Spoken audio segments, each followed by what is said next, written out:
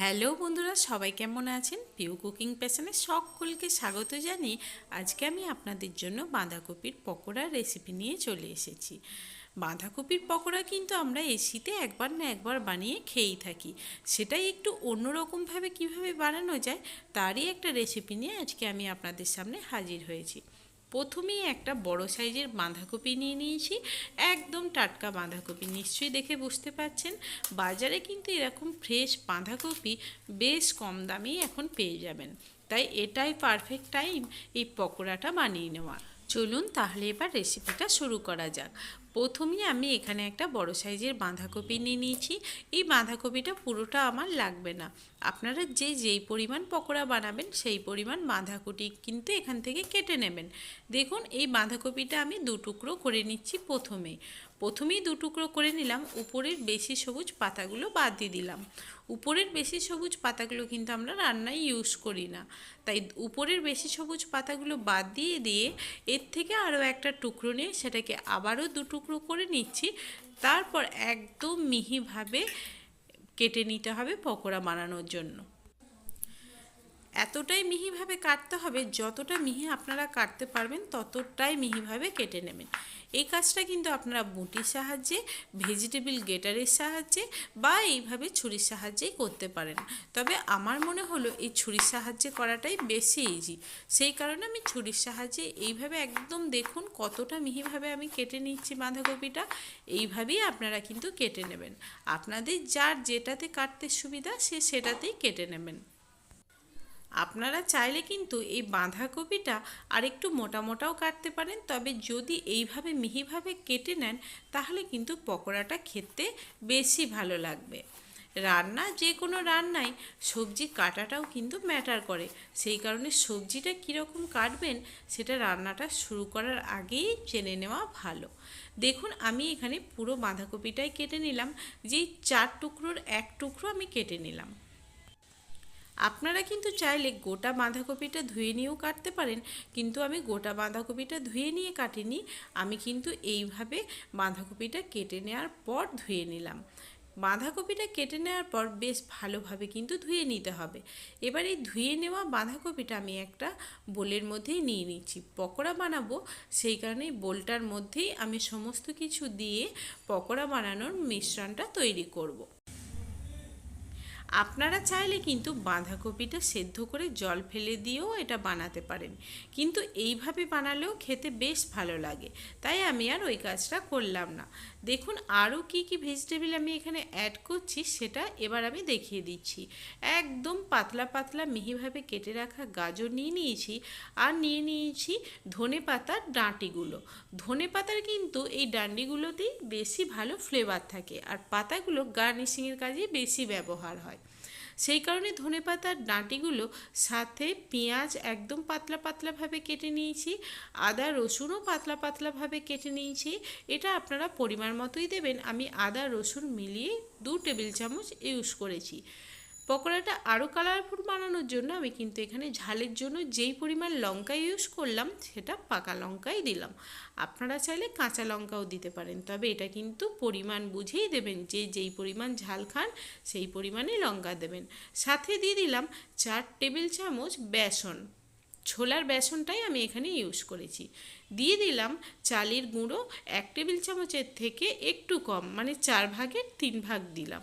সাথে দিয়ে দিলাম 2 টিস্পুন কালো জিরে। 2 টিস্পুন কালো জিরে আর 1 টিস্পুন জোয়ান দিয়েই কিন্তু আমি পকোড়াটা আজ বানাবো, তবে আপনারা জোয়ানের বদলে মৌরিও দিতে পারেন।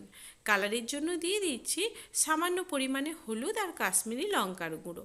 আপনারা কিন্তু এখানে চাইলে লাল লঙ্কার গুঁড়োও দিতে পারেন। দিয়ে দিলাম পরিমাণ মতো লবণ। এটা মনে রাখবেন, বাঁধাকপিটা কিন্তু একদম কমে যাবে। বাঁধাকপিটা মাখানোর জন্য কিন্তু আপনাদের আলাদা করে জল দেওয়ার কোনো দরকার নেই। স্বাদের জন্য দিয়ে দিয়েছি এখানে আমি 1 টেবিল স্পুন মিষ্টি, অর্থাৎ সুগার। আপনারা চাইলে এখানে আখের গুঁড়ো ইউজ করতে পারেন। আমি কিন্তু এই ব্যাটারটাতে 1 চামচও জল দিইনি। বুঝতেই পারলেন বাঁধাকপির থেকে জল বেরোয়। এই জলটাই কিন্তু এই বেসনটা আর সমস্ত মশলা মাখাতে সাহায্য করবে, তাই আলাদা করে জল দেওয়ার দরকার নেই।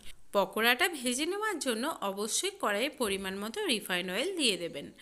তেল গরম হয়েছে নাকি দেখার জন্য একটা পেঁয়াজের টুকরো দিয়ে দিয়েছিলাম, সেটা সাথে সাথে ভেসে উঠলো, তাই বুঝলাম তেল গরম হয়ে গেছে। এবার এই গরম তেলই 1 টেবিল চামচ এই ব্যাটারটার মধ্যে দিয়ে মাখিয়ে নিলাম। এই তেলটা দেওয়ার কারণ যাতে এই পকোড়াগুলো একদম মুচমুচে হয় আর খেতেও ভালো লাগবে, তাই তেলটা কিন্তু অবশ্যই ইউজ করার চেষ্টা করবেন। আর চালের গুঁড়োটা দেওয়ার কারণে এমনিতেই পকোড়াগুলো মুচমুচে হবে। এবার দেখুন হাতের সাহায্যে বা চামচের সাহায্যে এইভাবে আপনারা এক একটা পকোড়া কড়াইয়ের তেলের মধ্যে ছেড়ে দেবেন। অবশ্যই গ্যাসের ফ্লেমটা এই সময় একদম লোতে রেখে দেবেন, মিডিয়াম বা হাই করবেন না, তাহলে কিন্তু পকোড়াগুলো ভেতর থেকে সেদ্ধ হবে না, কিন্তু উপর থেকে লাল হয়ে যাবে। সমস্ত ভেজিটেবলই যেহেতু আমি এখানে কাঁচা ইউজ করেছি, সেই কারণে আপনাদেরকে অবশ্যই এটা মাথায় রেখে গ্যাসের ফ্লেমটাকে একদম লোয়েতেই রাখতে হবে। এবার শুধু ব্রাউন কালার করে ভেজে তেল ঝরিয়ে তুলে নেওয়ার অপেক্ষা। পকোড়াটা কতটা ক্রিস্পি আর কতটা সুন্দর হয়েছে সেটা তো আমি আপনাদের দেখাবো, কিন্তু তার আগে আপনারা বলুন তো কারা কারা এখনও আমার চ্যানেলটা সাবস্ক্রাইব করেননি। যারা এখনও আমার চ্যানেলটা সাবস্ক্রাইব করেননি তাদের কাছে রিকোয়েস্ট করব, প্রত্যেক দিনের মতো আজকেও বলবো আপনারা প্লিজ পিউ কুকিং প্যাশন আমার চ্যানেলটা সাবস্ক্রাইব করে পাশে থাকবেন, যাতে প্রত্যেক দিনের নিত্য নতুন রেসিপি সবার প্রথম আপনার কাছেই পৌঁছে যায়। সেই কারণে পাশে থাকা বেল ঘন্টিটাতে ক্লিক করে অল অপশনটাতে ক্লিক করে রাখবেন। নিশ্চয়ই বুঝতে পারছেন পকোড়াগুলো কিন্তু আমার একদম পারফেক্টলি ভেজে নেওয়া হয়ে গেছে। পকোড়াগুলো কেমন লাগলো সেটা কিন্তু কমেন্টে জানাতে ভুলবেন না। বাড়িতে একদিন অন্তত বিকালে চায়ের সাথে এই পকোড়াটা ভেজে সার্ভ করে দেখবেন তো কতটা টেস্টি লাগে। একদিন অন্তত বানিয়ে দেখার অনুরোধ রইল আপনাদের কাছে পিউয়ের তরফ থেকে। এবার আমি পকোড়াগুলো তুলে নিয়ে আবারও হাতের সাহায্যে এই তেলের মধ্যে ছেড়ে আপনাদেরকে দেখাবো। তবে বন্ধুরা প্রথম প্রথম আপনাদের হয়তো বেসনটার সাথে সবজিগুলো মাখানোর সময় মনে হবে সামান্য জল দিলে ভালো হয়, কিন্তু জল একদমই দেবেন না, তাহলে কিন্তু পকোড়াগুলো আপনারা তেলের মধ্যে ছাড়ার মতো একদম বানাতে পারবেন না। এতটাই পাতলা হয়ে যাবে তেলের মধ্যে ছাড়তেই পারবেন না। এবার আমি এগুলো হাতের সাহায্যে ছেড়ে আপনাদের দেখাবো কীরকম হলো। পকোড়া কিন্তু পারফেক্টলি গোল হলে ভালো লাগে না, একটু এবড়ো খেবড়ো থাকবে, সেটাই কিন্তু আমাদের সাধারণত ভালো লাগে, তাই না? তাহলে রেসিপিটা কেমন লাগলো সেটা কিন্তু কমেন্টে জানাতে ভুলবেন না। যদি ভালো লাগে তাহলে না হয় ভিডিও শেষে একটা লাইক করে দেবেন। বিকালে চায়ের সাথে বা সন্ধেবেলায় সসের সাথে এটা পরিবেশন করে দেখতে পারেন, নিশ্চয়ই আপনাদের ভালো লাগবে।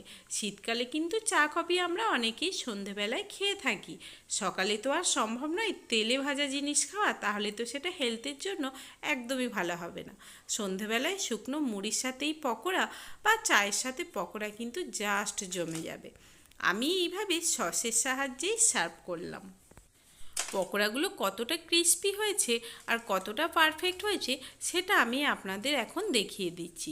আওয়াজ শুনেই আপনারা বুঝতে পারবেন পকোড়াগুলো কতটা পারফেক্টলি ক্রিস্পি হয়েছে আর কতটা সুন্দরভাবে ভেজে নেওয়া হয়ে গেছে। আমি যে সসটা দিয়ে সার্ভ করলাম এই সসটা কিন্তু আমি বাড়িতেই বানিয়েছি। রেসিপিটা কিন্তু আপনারা পেয়ে যাবেন আমার চ্যানেলেই, রেড চিলি টমেটো সস বলে সার্চ করবেন তাহলেই পাবেন। এবার পকোড়াটা কতটা ক্রিস্পি হয়েছে আওয়াজটা শুনুন।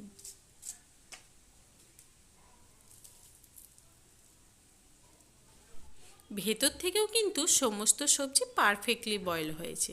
আজ তবে আসি, দেখা হচ্ছে নেক্সট ভিডিওতে। ততক্ষণ সকলে সুস্থ থাকুন, ভালো থাকুন।